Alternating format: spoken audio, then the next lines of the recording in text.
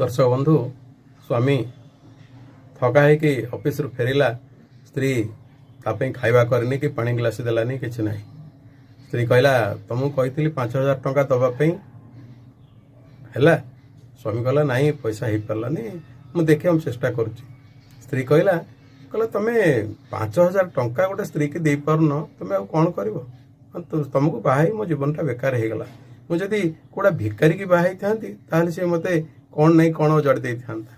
है या कहीकि रोषेबास कलानी स्वामी से पचारा कहला खाଇବା ହେଇଛି ना है पानी पीकर स्वामी शोई पड़ा तापर दिन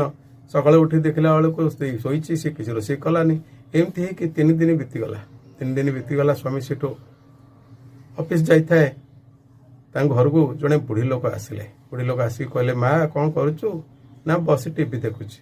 ना आउ कौन रोषेबास करबनी ना नाई आज रोषे हेनी से कथा पड़ू पड़ू स्त्री लोकटी बुढ़ी की सब कथा कहला कहला मो स्वामी एमती से सेमती से योग्य नुह ये नुह सी नुह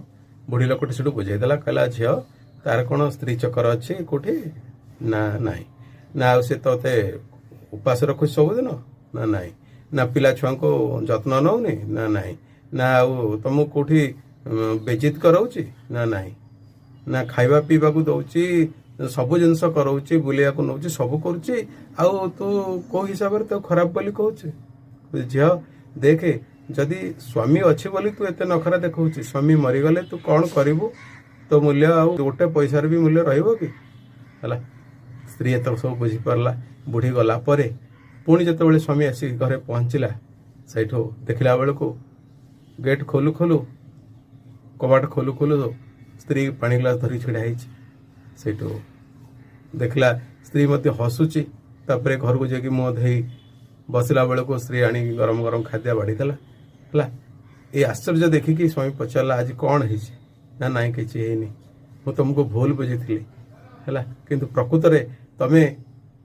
आम बहुत किसी किंतु कथा हूँ मु मो स्वार्थ कथा देखुली किंतु तमें तम बिना स्वार्थ तमें निजे निज पैंट सर्ट हले करुन तमें निशा पानी खाऊन तमें कौटी अजथारे बसुन कि 5 टंका खर्च करुन हेले भी सुधा मुझे जिनस न बुझी पार कि तुमको खराब बुझी खराब भावी तेणुक मत क्षमा कर तेणुक दर्शक बंधु जो माने स्वामी को स्वामीर मनोभाव को भल भाव बुझीपार ना से भावुंट स्वामी खराब किंतु प्रकृत में स्वामी खराब नुह कि स्त्री खराब नुह